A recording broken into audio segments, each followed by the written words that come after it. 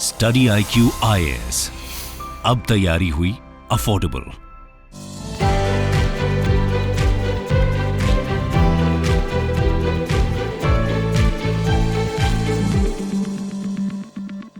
Hello everyone, welcome to the YouTube channel of Study IQ। मेरा नाम नानकी बवेजा है।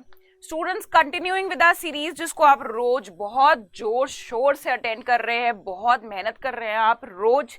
I could sense it, जिस तरीके से आप लोग चैट बॉक्स में कमेंट कर रहे होते हो अलोंग विद द क्लास। जैसे ही मैं वहां पे क्वेश्चन पूछती हूँ, जिस प्रॉम्प्ट तरीके से आपका रिप्लाई आता है वहां पे, I could sense, I could feel कि कितनी मेहनत डाल रहे हो, कितने अटेंटिव हो क्लास में। तो उसी सीरीज को कंटिन्यू करेंगे और आज भी हम चैप्टर 5 के बारे में ही बात करेंगे, जहां हम बैंकिंग सिस्टम या बैंकिंग स्ट्रक्चर ऑफ इंडिया की बात कर रहे थे। आज हम एक नया टॉपिक उठाएंगे, definitely that is about the non performing assets. But before starting the topic और before jumping on to the main topic, students, एक बात मैं आप सबसे डिस्कस करना चाहती हूँ कि स्टूडेंट्स, नो मैटर आप मुझसे पढ़ लो, यूट्यूब पे पढ़ लो, या इंडिया की बेस्ट फैकल्टी से पढ़ लो, लाइव फाउंडेशन बैच पे एनरोल करा लो, हमारा फैकल्टीज का काम सीमित है आपको पढ़ाने तक का। उसके बाद जो रिस्पॉन्सिबिलिटी स्टार्ट होती है वो आप लोगों की, और जब तक आप अपनी रिस्पॉन्सिबिलिटी को अच्छे से नहीं निभाओगे तब तक आप प्रीलिम्स नहीं क्लियर कर सकते। तो मैं किस रिस्पॉन्सिबिलिटी की बात कर रही हूँ यहाँ पे?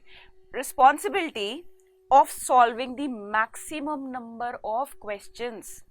जब तक आप मॉक प्रैक्टिस नहीं करोगे, ये सिर्फ मैं इकोनॉमी की बात नहीं कर रही हूँ, इकोनॉमी की बात ही नहीं, पॉलिटी ले लीजिए, साइंस एंड टेक ले लीजिए, geography, no matter, best faculty of the world से आप क्लास ले लो, लेकिन जब तक आप कम से कम 50 से 70, 50 to 70 फुल टाइम मॉक नहीं करके जाओगे प्रीलिम्स से पहले, देन आपके चांसेस बहुत ब्लीक हो जाएंगे। या फिर चलो हो भी जाओगे तो एंड तक, जब तक रिजल्ट नहीं आएगा ना, वो डायलेमा बना रहेगा कि हमारा इस बार क्लियर हो रहा है कि नहीं, 1 या 2 नंबर ऊपर नीचे रह जाओगे। तो वो अपने आप को वो चांस ही क्यों देना? अभी भी पूरे के पूरे 9 महीने पड़े हैं आपके प्रीलिम्स 2023 आने में। आप में से बहुत सारे ऐसे स्टूडेंट्स हैं जो 2024 के लिए भी यहाँ पे वीडियो अटेंड कर रहे हैं, लेक्चर देख रहे हैं, तो उनके पास तो even all the more time है to attempt mock papers. Unit test दीजिए, छोटे छोटे टॉपिक्स के ऊपर जितने क्वेश्चन है सॉल्व कर डालिए ना। एक बार मेहनत कर ली आपने जिंदगी में तो आपको कभी भी मुड़ के देखना नहीं पड़ेगा। तो किस दिन का इंतजार कर रहे हो आप लोग कि ऐसी कौन सी वो सवेरा होगी या कौन सा ऐसा टाइम आएगा जिस दिन आप कहोगे कि आज मैं फुल जोश लगा के पढ़ाई करूंगा, आज तो मॉक्स करके ही सोऊंगा या सोऊंगी। कभी वो दिन नहीं आने वाला। Today is the day. तो जब मैं कहती हूँ कि घर जाके, मतलब जस्ट आफ्टर दी वीडियो, आप लोग फटाफट से जो हर चैप्टर के साथ क्वेश्चंस दिए गए हैं उसको वही सॉल्व करके खत्म क्यों नहीं करते हो? आप लोग खत्म करोगे तभी तो आपको कुछ डाउट्स आएंगे और आप नेक्स्ट क्लास में मुझसे पूछोगे। तो students, make sure, long story short, make sure कि आप लोग sufficient number of mock test, एक तो सबसे पहले सब्जेक्ट टेस्ट दो। जब सब्जेक्ट टेस्ट में आपकी एक्सपर्टीज आ जाए उसके बाद आप फुल लेंथ टेस्ट दो, ठीक है? दैट इज वेयर आपके जो चांसेस हैं कंफर्म होते जाएंगे। That is where the difference lies between जो बच्चों का सिलेक्शन हो जाता है। मैं ये नहीं कह रही आप टॉप कर जाओगे, बट सिलेक्शन 10th रैंक वाले का भी होता है और 11th रैंक वाले का भी होता है। तो भैया हम 10th से भी खुश हैं, फर्स्ट नहीं आ रहे तो 10th भी। हमें सिलेक्शन लेने से मतलब है अपनी पसंदीदा सर्विसेज में, ठीक है? चलो, coming back to our topic, आज हम पढ़ने वाले नॉन परफॉर्मिंग असेट्स के बारे में। बहुत ही इंटरेस्टिंग टॉपिक है। पिछले वीडियो में हमने पढ़ा था banking structure of the India, किस तरीके से फाइनेंशियल इंटरमीडिएट्स को हमने डिवाइड किया था कि एक बैंकिंग फाइनेंशियल इंटरमीडिएट्स होती हैं और दूसरी होती है नॉन बैंकिंग फाइनेंशियल इंटरमीडिएट्स। ये सारी बातें करी थी। एनबीएफसीज क्या होती है? अच्छा, एनबीएफसीज को शैडो बैंक्स भी कहा जाता है। शैडो बैंक्स क्या होते हैं, उनका क्या फंक्शन होता है, उसके बारे में ऑलरेडी कंसेप्टोनॉमिक्स, जो स्टूडेंट्स मेरी लेक्चर या क्लास फर्स्ट टाइम अटेंड कर रहे हैं, तो मैं आपको बता दूं कि इकोनॉमी के छोटे छोटे कॉन्सेप्ट्स को कंसेप्टोनॉमिक प्लेलिस्ट में मैं समझाती हूँ तोड़ मरोड़ के और बहुत सारे एग्जाम्पल्स के साथ। तो इकोनॉमी जिनको भी थोड़ी सी डिफिकल्ट लगती है तो वहां जाके कंसेप्टोनॉमिक्स में अपने डाउट्स क्लियर कर सकते हैं, छोटे छोटे टर्म्स को समझ सकते हैं, ठीक है? तो हम क्या बात कर रहे थे फाइनेंशियल इंटरमीडिएट्स की बात करी थी हमने। फिर बैंक्स के बारे में डिटेल में बात करी थी कि भैया इंडिया में बैंक्स को कौन से बेसिस पे क्लासिफाई किया जाता है, फंक्शंस पे, कौन उनको ओन करता है, फिर कौन से शेड्यूल में वो आते हैं भाई, whether they are following under the schedule और not, all of that we talked about. आज हम बैंकिंग सेक्टर से रिलेटेड ही एक जो बहुत सीरियस प्रॉब्लम है वो डिस्कस करेंगे, that is non performing asset. अब नॉन परफॉर्मिंग असेट होता क्या है, चलिए आइए डेफिनेशन से स्टार्ट करते हैं, बीच में पॉज लेंगे क्योंकि कॉन्सेप्ट और समझाना जरूरी है in order to understand what non performing assets are. So non performing asset is when the asset ceases to generate income. तो नॉन परफॉर्मिंग असेट्स को समझने के मतलब ऐसे assets which have stopped performing. तो सबसे पहले हमें क्लैरिटी होनी चाहिए बेसिक की, और बेसिक क्या कहता है कि हम ये समझें कि असेट्स क्या होते हैं अपने आप में। तो if we talk about assets, asset सबसे पहले जो चीज आपकी है एनीथिंग विच जनरेट्स इनकम और रिटर्न फॉर यू, ठीक है। एक तो होती है लाइबिलिटी, असेट्स का ऑपोजिट होता है लाइबिलिटी, मतलब जिम्मेदारी, ठीक है ना। कैसे, जैसे आपने अपने मंथ एंड चल रहा था, खर्चे एक्सीड हो गए, फ्रेंड को बोला यार 1000 रुपए पेटीएम करते, ठीक है। आपके फ्रेंड ने उसी टाइम दोस्ती दिखाते हुए आपको फट से पेटीएम कर दिया 1000 रुपए। तो 1000 रुपए क्या है, वो आपकी जिम्मेदारी है। जिम्मेदारी को इंग्लिश में क्या बोलते हैं, responsibility. It is my liability, क्यों, क्योंकि आपको उसको वो रिटर्न करने होंगे। वेयर एज उसका ऑपोजिट होता है asset. Asset is something which is yours and which will generate future returns or future income for you। जैसे कि एग्जाम्पल मशीनरी, ठीक है।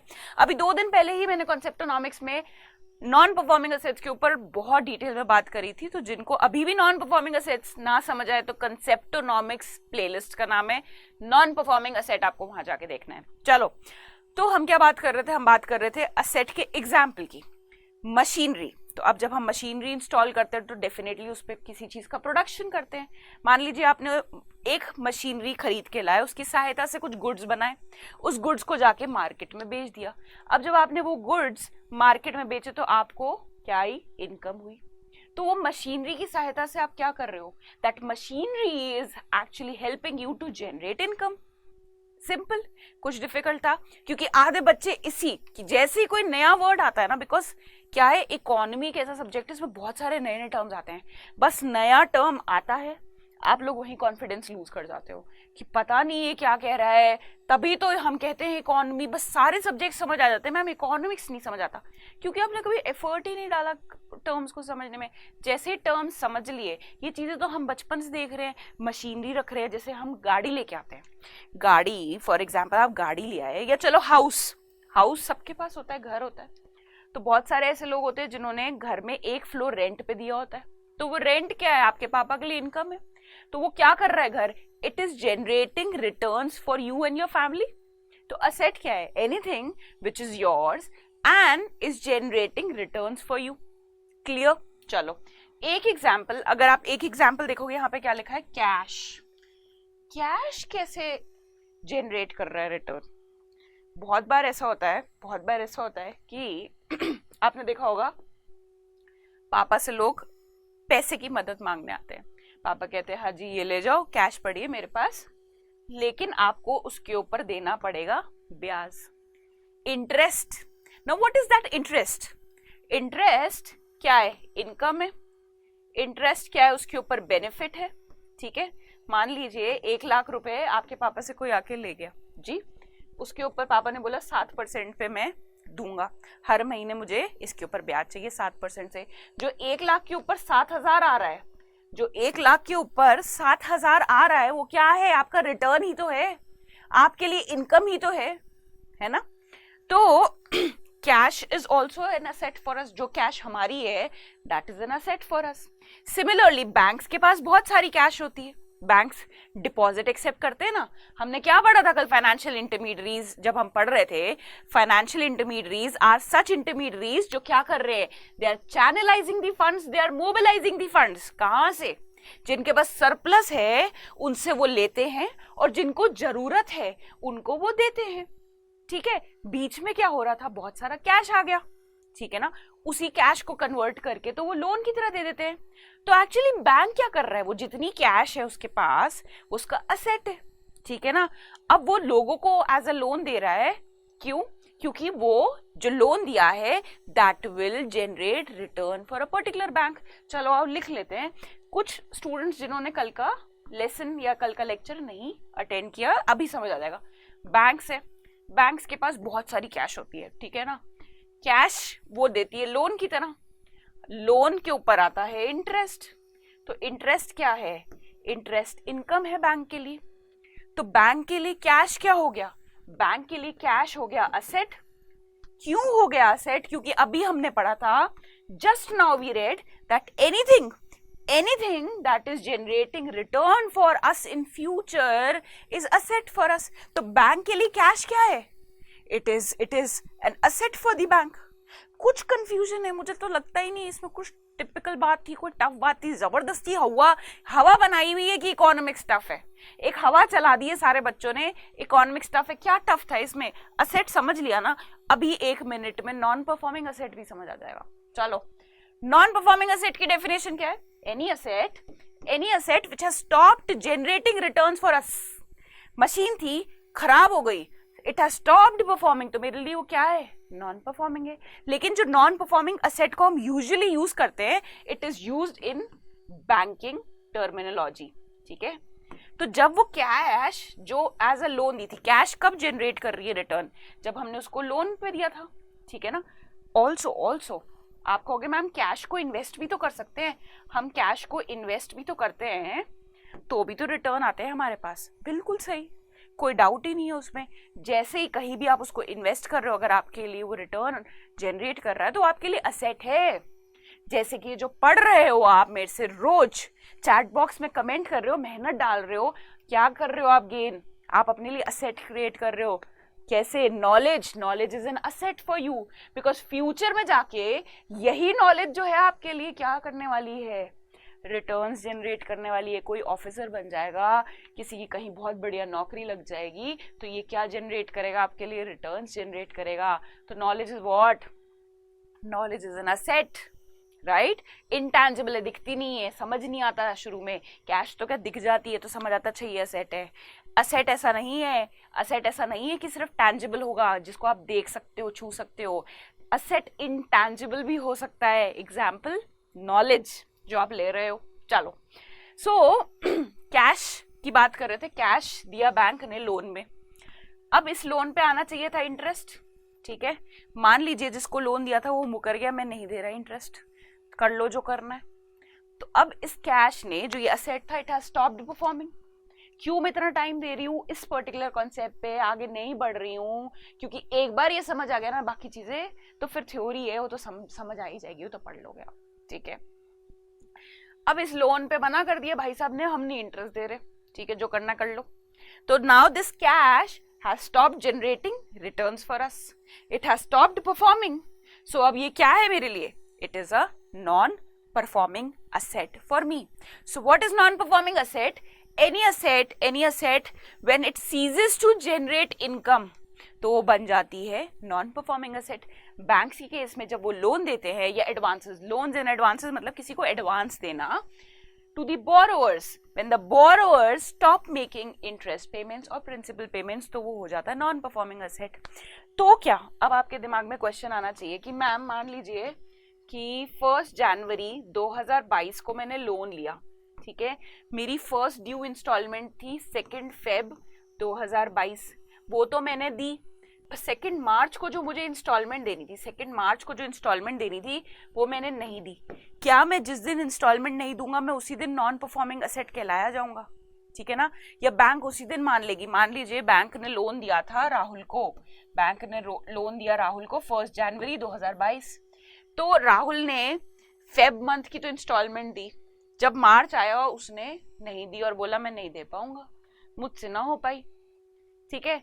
तो क्या बैंक उसी दिन बोल देगा भैया this asset has stop performing, या कुछ दिन वेट करेगा? कोई क्राइटेरिया तो होना चाहिए। भैया एचडीएफसी बोलेगा मैं 2 महीने वेट करूंगा, एसबीआई बोलेगा मैं तो उसी दिन मान लूंगा, मैं नहीं रिस्क ले सकता, मैं तो उसी दिन बोल दूंगा तुम नॉन परफॉर्मिंग असेट हो। तो अब कहाँ पे कौन सी पॉलिसी, कौन सी अथॉरिटी बीच में आएगी?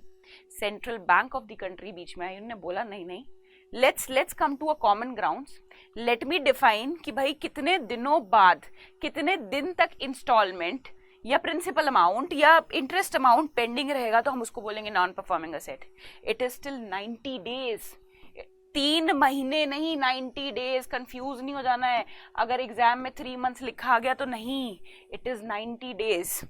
90 डेज तक अगर इंस्टॉलमेंट ड्यू है, पेमेंट ड्यू है लोन पे, तब क्या होगा, वो अकाउंट, वो असेट क्या कहलाया जाएगा, नॉन परफॉर्मिंग असेट. आई बात समझ. अब एग्रीकल्चर के केस में क्या होता है. अब देखो, सोचो, एग्रीकल्चर, मान लीजिए एग्रीकल्चर में फार्मर लोन लेने आया, ठीक है, नहीं, फार्मर लोन लेने आया, ठीक है, उस पैसे से उसने खरीदे बीज. अब ऐसा तो नहीं है बीज पहले महीने ही बीज बो देंगे या उस पे कुछ उग जाएगा जिसको बाजार में जाके बेच देगा और बैंक को जाके इंस्टॉलमेंट उतार देगा. नहीं. इसलिए एग्रीकल्चर फील्ड में, जो एग्रीकल्चर में जब लोन जाते हैं, लोन दिए जाते हैं, वहां पे एनपीए कब कैलकुलेट या एनपीए कब माना जाता है. एग्रीकल्चर में भी 2 प्रकार के लोन लिए जाते हैं. एक शॉर्ट ड्यूरेशन क्रॉप्स, जो ज्योग्राफी पढ़ रहे हैं उन्हें अच्छे से पता होगा कि शॉर्ट ड्यूरेशन क्रॉप्स क्या होते हैं और लॉन्ग ड्यूरेशन क्रॉप्स क्या होते हैं. शॉर्ट ड्यूरेशन क्रॉप्स वो होते हैं जो जब बीज बोओ तो 45 to 60 डेज में उस पे फल या फूल आ जाता है. वेयर एज जो लॉन्ग ड्यूरेशन क्रॉप्स होते हैं, that is 5 years and plus. ठीक है. तो अब एक बार बीज बो दिया तो 5 साल बाद या उसके भी कुछ टाइम बाद या उससे मतलब not at least in 45 to 60 days उसके ऊपर फूल या फल आ जाएगा. उस केस में क्या करें, कब माना जाएगा कि भैया अब यह सेट है जो हमारे लिए परफॉर्म नहीं कर रहा. तो in case of short duration crops, 2 crop season तक जो है बैंक वेट करेगा. अगर 2 क्रॉप सीजन के बाद भी फार्मर नहीं देता है पेमेंट तो वो क्या माना जाएगा, non performing asset. In case of long duration crop, 1 crop season तक बैंक वेट करेगा एंड उसके बाद माना जाएगा क्या, नॉन परफॉर्मिंग असेट. चलो, तो ये हो गई हमारी डेफिनेशन नॉन परफॉर्मिंग असेट की. ठीक है. इंडिया का जो बैंकिंग सिस्टम है वो बहुत ही बुरी तरीके से जूझ रहा है नॉन परफॉर्मिंग असेट्स में. बहुत सारे बैंक्स ने बहुत सारे लोगों को लोन दिया. बहुत सारे लोग हैं जो लोन देने की बजाय बाहर चले गए, चिड़िया उड़ गई और दूसरे देश चली गई. अब वो लोन कौन उतारेगा. तो बैंक के लिए क्या हो गई, वो सारी कैश वेस्ट है. क्या बैंक तो उसको असेट मान के बैठी थी, लेकिन वो क्या हो गई, वो नॉन परफॉर्मिंग असेट में बदल गई. And that is the case with most of the banks in the country and specially with the public sector banks. ये जो प्रॉब्लम है नॉन परफॉर्मिंग असेट की, this is more prominent with the public sector banks. अब ये problem चालू कहाँ से होती है, पता होना चाहिए ना, इसका जेनेसिस, इसकी हिस्ट्री. तो इसमें आपको 2-3 चीजें, आपके दिमाग में पिक्चर क्लियर होनी चाहिए. प्रीलिम्स में नहीं आएगा, मेंस के लिए आपको ये चीज पता होनी चाहिए. इसमें 2-3 कुछ ईयर्स है जो बहुत इंपॉर्टेंट है, जो आपको पता होना चाहिए. एक पीरियड 2006 से 2008 का, फिर है 2008 से 2009 जब हमारे ग्लोबल फाइनेंशियल क्राइसिस आए थे, जीएफसी जिसे बोला जाता है. फिर उसके बाद आया पीरियड 2012-13 का. जी अब ऐसे इन 3 स्पैन में क्या हुआ, 2006 से 2008 का ऐसा टाइम था जब इंडियन इकोनॉमी एकदम पीक पे थी. हमारा जो ग्रोथ रेट है वो ऑल टाइम हाई था. इंडियन इकोनॉमी बूम कर रही थी. क्यों पीछे थोड़ा सा जाके देखो, 91 में क्या आए थे, एलपीजी रिफॉर्म्स. इस टाइम इंडियन इकोनॉमी उसके बेनिफिट्स, मतलब उसके बेनिफिट्स को एक्चुअली अब रीप कर रही थी. जो चेंजेस आए थे, हमारे स्ट्रक्चरल चेंजेस आए थे ना इकोनॉमी में, अब उसके फायदे उठा रही थी. मतलब एक्चुअली जो चेंजेस आए थे उसने अब फल देना चालू किया.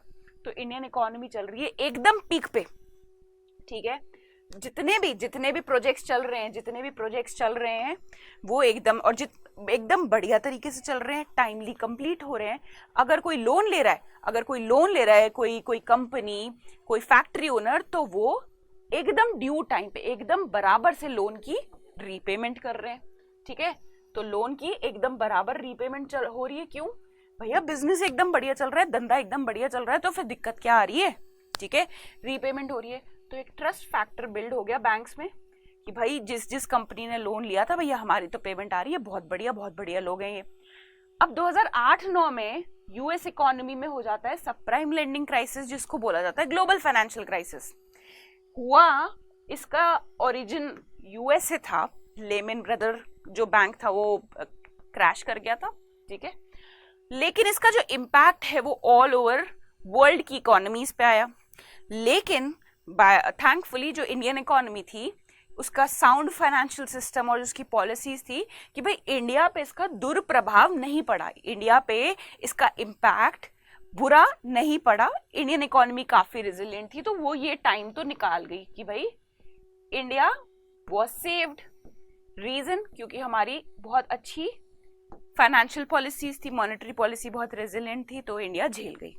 लेकिन आफ्टर 2008 एंड 9 क्या हुआ, क्योंकि मैंने बोला था ग्लोबल फाइनेंशियल क्राइसिस था, तो क्या हुआ था पूरे वर्ल्ड भर में, विश्व भर में रिसेशन, विश्व भर में स्लो डाउन, और उसका इम्पैक्ट इंडिया पे भी आया। 2012-13 में इंडियन इकोनॉमी में भी स्लो डाउन आया।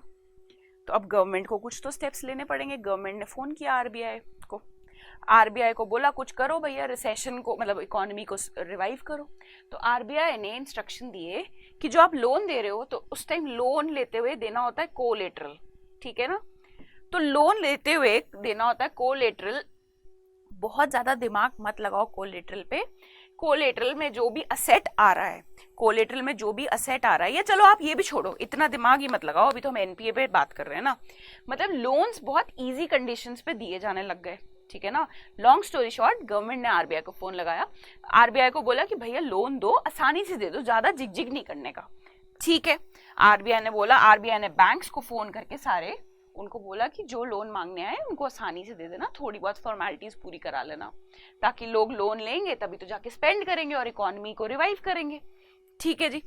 अब बैंक्स ने क्या किया, इंस्ट्रक्शंस ये आए थे कि भैया ज्यादा दिमाग नहीं लगाने का है लोन देते हुए, बट इसका मतलब ये थोड़ी है कि जो कंपनीज की जिनकी पेइंग कैपेसिटी है ही नहीं उनको भी लोन दे दो। भाई लोन दो इजी कंडीशंस पे, लेकिन उन कंपनीज को दो ना जो थोड़े लायक हैं, जो पता है जहां से रीपेमेंट आ जाएगा। ये थोड़ी बोला था कि भाई ऐसी कंपनीज को दे दो जो पता है कि अभी डूबने वाली है। लेकिन बैंक्स ने क्या किया, बैंक्स ने बहुत सारी इंसॉल्वेंट, मतलब जो ऑलमोस्ट डूबने वाली है या near to be insolvent companies को भी लोन दे दिया, ठीक है। चलो कोई बात नहीं, एक तो यहाँ स्लो डाउन चल रहा था इकोनॉमी में, ठीक है, इधर से पैसा दे दिया।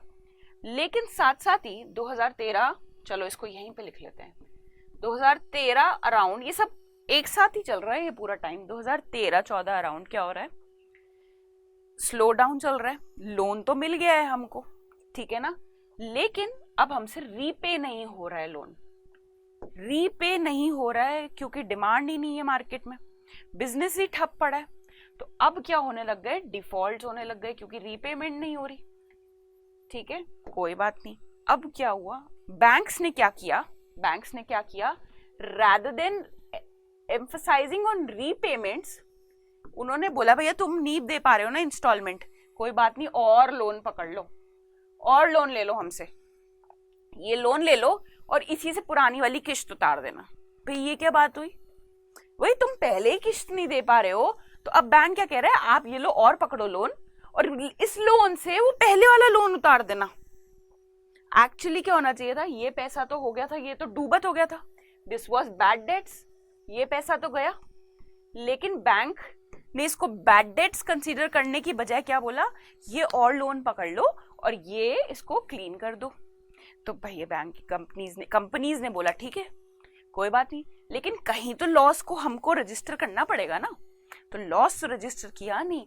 एक्चुअली यहाँ पे क्या जरूरत थी, रीस्ट्रक्चरिंग ऑफ लोन की, बट वो नहीं हुआ। अभी बात करेंगे रीस्ट्रक्चरिंग ऑफ लोन क्या होता है, वो तो बात हुई नहीं, यहाँ पे ये वाला लोन तो क्लियर हो गया, लेकिन अब ये वाला लोन कौन रीपे करेगा भाई साहब, एक बार तो लोन मिल गया इस लोन को उतारने के लिए, लेकिन ये जो लोन दिया है, ये जो फ्रेश लोन्स मिले हैं, इसकी किस्तें कौन भरेगा। और यहाँ से ही प्रॉब्लम चालू हो गई डिफॉल्ट की।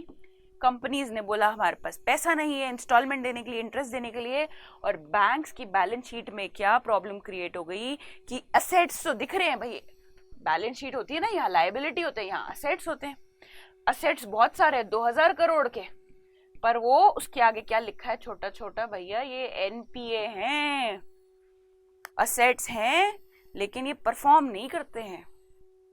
तभी प्रॉब्लम स्टार्ट हो गई, तभी बोला गया ट्विन बैलेंस शीट प्रॉब्लम, कि दो टाइप की बैलेंस शीट्स में प्रॉब्लम है। एक बैलेंस शीट तो हो गई बैंक की जो बता रही है असेट, आप ये देखो, आप सिर्फ यहाँ पे टोटल फिगर देखो, असेट दिखा रहे 2000 करोड़ के, वाह मैम क्या कंपनी है।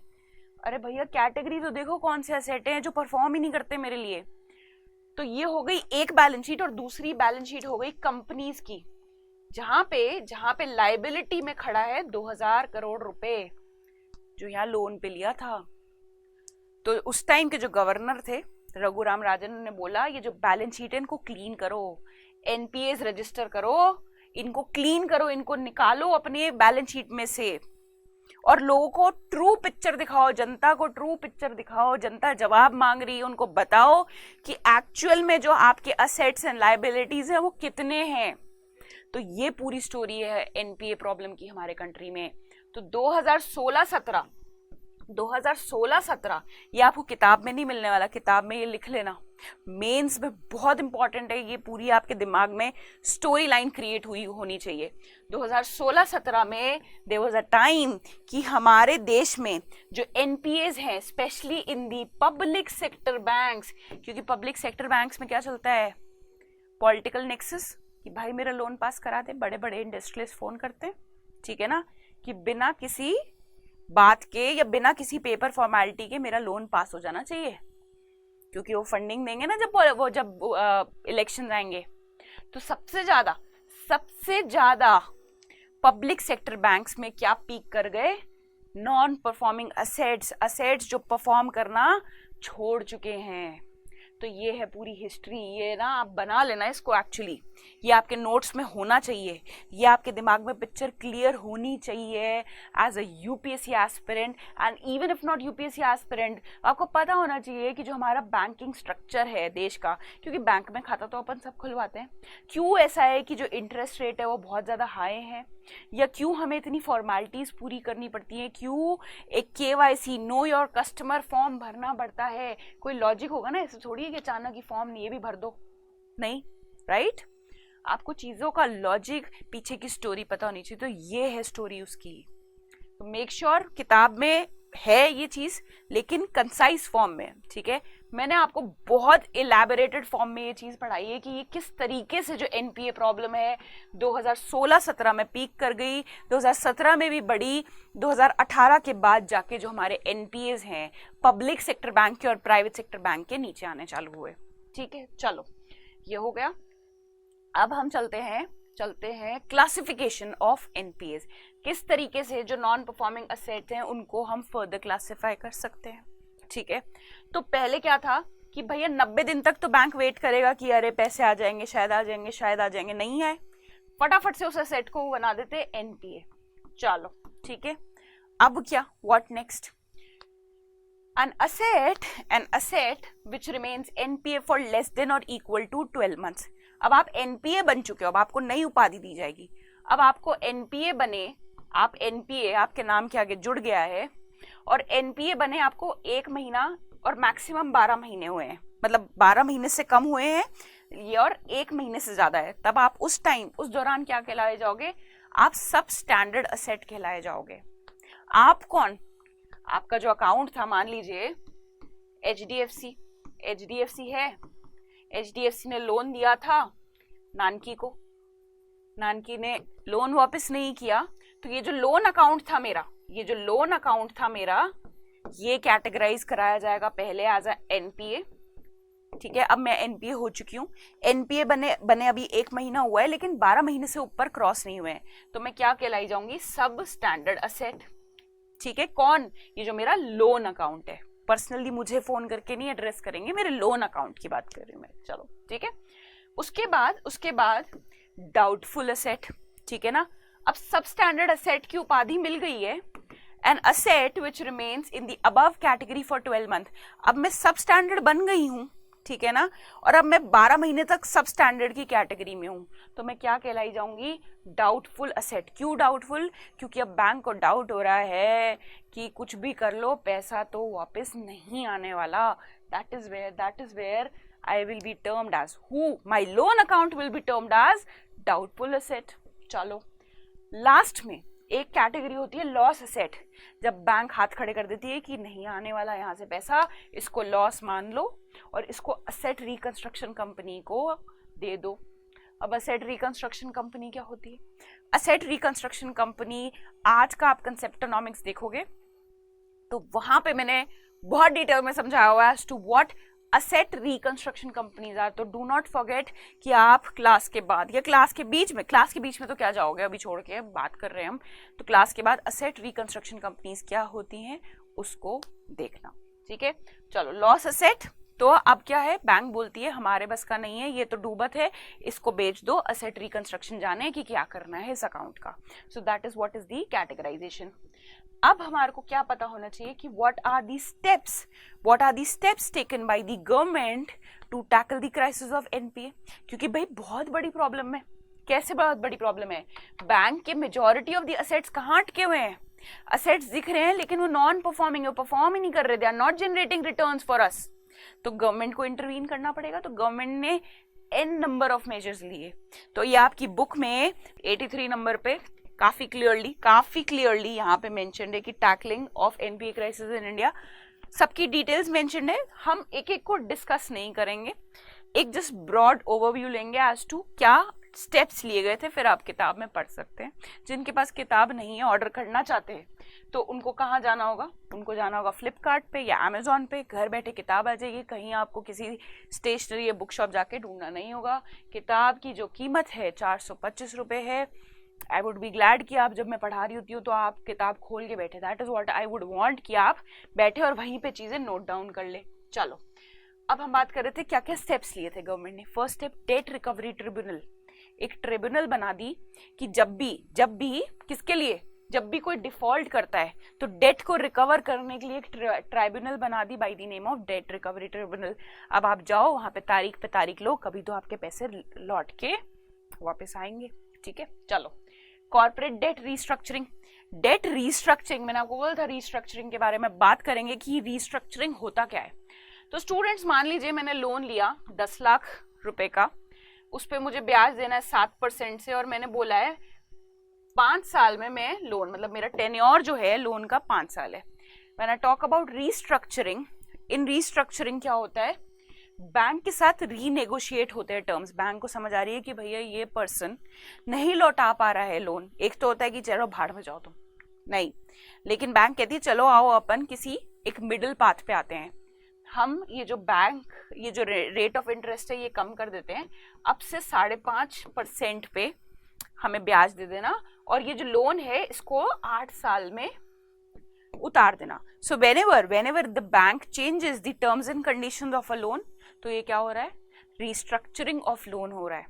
तो जब कंपनीज डिफॉल्ट करने लगी तो गवर्नमेंट ने बोला कि सारा पैसा डूबे, इससे अच्छा ऐसा करो लोन को रिस्ट्रक्चर कर दो। जो टर्म्स एंड कंडीशंस हैं अगर वो रिजिड है तो उनको थोड़ा रिलैक्स कर दो, उनको थोड़ा सॉफ्ट साइड बना दो, ठीक है। तो that is what corporate debt restructuring is. Next is SARFAESI act. What does the SURFACE Act talks about? Securitization and reconstruction of financial assets. कौन से assets का? Financial assets को आप सिक्योरिटाइजेशन एंड रिकंस्ट्रक्शन कर रहे हो। रिकंस्ट्रक्शन कैसे कर रहे हो, हमने बात करी ऐसे, changing the terms and condition. Securitisation कैसे, कि अगर कल को कोई आपका लोन नहीं देता तो उसके साथ जो कोलेटरल, जो चीज गिरवी रखवाई थी, उसको बेचने का क्या प्रोसीजर है और क्या प्रोटोकॉल फॉलो करने पड़ेगा, that was defined under SURFACE Act. Asset reconstruction company. Asset reconstruction company क्या होती है, चलिए आइए अब जब आई गया तो यहाँ पे भी कर लेते हैं ताकि आपको एक सेंस ऑफ कंप्लीशन आए। तो असेट रिकंस्ट्रक्शन कंपनी को समझने का तरीका ये है। चलिए, ये हो गया हमारा बैंक ने लोन दिया था राहुल को। आज अपना नाम नहीं लिख रही मैं, आपको हो गया मैम आपने जरूर मार्केट में बहुत पैसा लिया होगा, तभी बार बार अपना नाम लिख देते हो यहाँ पे। नहीं, ऐसा कुछ नहीं किया है मैंने, बहुत ईमानदार हूँ, बहुत ही वफादार हूँ मैं, ठीक है। तो बैंक ने लोन दिया 5 लाख का राहुल को, ठीक है। इस पे राहुल को 1 जनवरी से पेमेंट करनी थी 2022 से, उसने नहीं करी, 90 दिन निकल गए, ये बन गया एनपीए, ठीक है। बैंक को चाहिए पैसा वापस, ठीक है ना, क्योंकि यहाँ पे 5 लाख रुपए ब्लॉक हो रहे हैं, उसको समझ आ रही है राहुल ने पैसा नहीं देना। बैंक को चिक चिक में फंसना ही नहीं है, बैंक को दिमाग लगाना ही नहीं है, उसको अपना बैंकिंग ऑपरेशन करना है, अपना काम करना है, नए लोगों को, नए कस्टमर बनाने हैं, उनको बैंकिंग सर्विसेज देनी है, फाइनेंशियल सर्विसेज देनी है। बैंक कहाँ जाएगा? बैंक जाएगा असेट रिकंस्ट्रक्शन कंपनी के पास। तो ये असेट रिकंस्ट्रक्शन कंपनी क्या होती है? ये बोलेगी 5 लाख रुपए आउटस्टैंडिंग है ना, मुझसे 4 लाख रुपए ले लो और ये अकाउंट है ना मुझे ट्रांसफर कर दो। जो राहुल का अकाउंट है ना, अभी कौन देखेगा? ये असेट रिकंस्ट्रक्शन कंपनी देखेगी। अब पिक्चर में से कौन आउट हो गया? बैंक आउट हो गया। क्यों? क्योंकि बैंक को 4 लाख रुपए मिल गए, असेट रिकंस्ट्रक्शन कंपनी ने बोला ये लोग 4 लाख रुपए ना, पिक्चर से आउट हो जाओ। ठीक है, अब आई विल सी कि राहुल से पेमेंट डेट रिकवरी ट्रिब्यूनल जाके निकलवानी है या कोई थ्रेड दे के निकलवानी है, जो यूजुअली ऐसा नहीं होता कि आप सोचो गन पॉइंट पे कोई जा रहा है और निकलवा रहा है। जस्ट एक आपको समझाने के लिए कि asset reconstruction company will now oversee कि किस तरीके से वो 5 लाख रुपए निकलवाने, हो सकता है वो 5 की जगह 6 निकलवा ले और विद ब्याज निकलवा ले। तो असेट रिकंस्ट्रक्शन कंपनी को तो प्रॉफिट हुआ ना, यहाँ तो 4 लाख ही दिए थे। बट अभी हमें प्रॉफिट एंड लॉस से मतलब नहीं है, हमें ये समझना है कि असेट रिकंस्ट्रक्शन कंपनी का ऑब्जेक्टिव क्या होता है, वो किस तरीके से हेल्प करता है बैंकिंग सेक्टर को। तो वो जो ये एनपीएस है उनको टेक ओवर कर लेता है।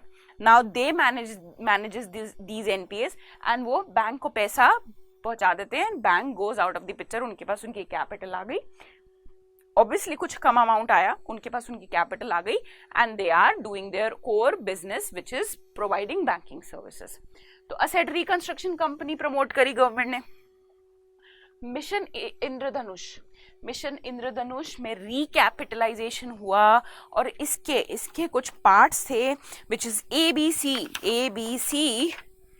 DEFG। तो A stands for appointment, B stands for bank board bureau, C is for capitalization, D is for de-stressing, E is empowerment, F framework for accountability and G is governance reform।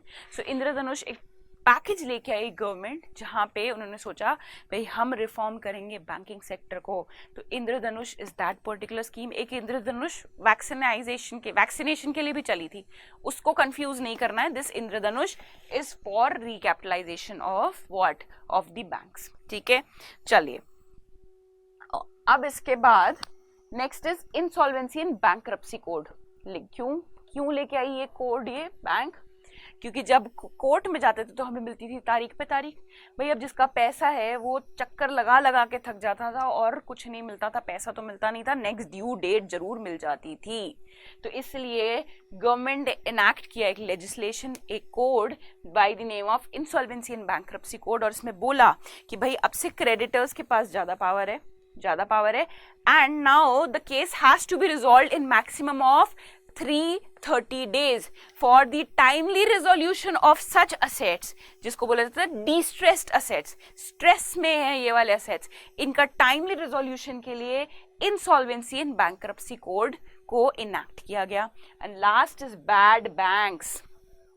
मैंने आपको कहा ना कंसेप्टोनॉमिक series देखनी है आपको, asset reconstruction company, उसी में आएगा ये बैड बैंक्स कि ये बैड बैंक क्या होते हैं। तो ये मैं अभी छोड़ देती हूँ आपके लिए कि आपको आफ्टर द लेक्चर क्या देखना है। आपको देखना है कंसेप्टोनॉमिक्स का लेक्चर, जहां पे बैड बैंक्स के बारे में मैंने बात करी हुई है, एसेट रिकंस्ट्रक्शन कंपनी, दोनों को एक ही वीडियो में मैंने पढ़ाया है, तो वो देखना। So these are the following measures which have been taken by the government to tackle the problem of NPA crisis in India. As you all know कि इकोनॉमी अगर डिटेल में इसी एंथुजियाज्म के साथ मुझसे पढ़ना चाहते हैं, then you have to be the part of the live foundation batch. वहां पे और ज्यादा यही चीजें डिटेल में, जैसे अभी यहाँ पे हमने एक लिमिटेड पर्सपेक्टिव से भी पढ़ा कि टैकलिंग ऑफ एनपीए क्राइसिस, इसमें से कुछ चीजें बहुत ज्यादा डिटेल में पढ़ना हमारे लिए इंपॉर्टेंट हो जाता है when it comes to prelims as well as mains. और वो हम कहाँ पढ़ेंगे?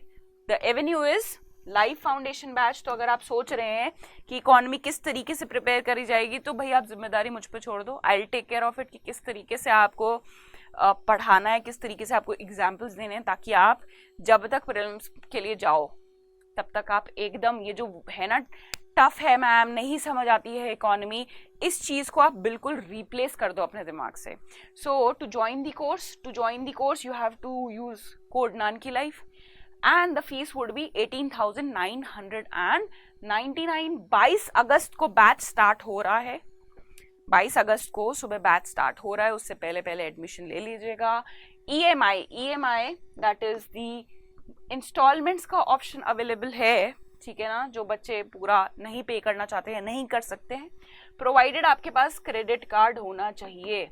फिर भी अगर आपको कोई क्वेरी है, कोई डाउट है with respect to admission, then please feel free to reach me on my Instagram ID which is nanki_b22 या फिर economics with nanki टेलीग्राम पे। अच्छा, एक बहुत बड़ी शिकायत और भी है, एडिटोरियल्स पोस्ट करती हूँ and I know that most of you आप उसको यूज देखते ही नहीं हो कि मैम क्या बोल रही हैं, कर रही है एडिटोरियल्स पोस्ट करने दो। अरे भैया वो आप लोगों के लिए तो कर रही हूँ कि आपके मेंस के आंसर हैं वो वहीं से आपके नोट्स, अगर आप रोज का एडिटोरियल सेव करके पॉइंट्स डालते जाओगे अपने GS3 के नोट्स में, आपको पता ही नहीं चलेगा कि कैसे नेक्स्ट 3-4 महीने में आपके जो इकोनॉमी के नोट्स हैं वो अपने आप बन जाएंगे। आपको क्या करना है, सिर्फ 15-20 मिनट की मेहनत है, उठाना है PDF, copy paste to your notes, बस। बट करते नहीं है, कोई बात नहीं है, क्या कर सकते हैं, मैं तो सिर्फ बोल सकती हूँ आप लोगों को कि करिए, क्योंकि ये चीज़ें आपके लिए, ये जो जर्नी है आसान बनाने के लिए ही करी जाती है फैकल्टीज द्वारा, ठीक है। चलिए, stay tune for next video and wishing you all the best, bye bye. Study IQ IAS, अब तैयारी हुई अफोर्डेबल।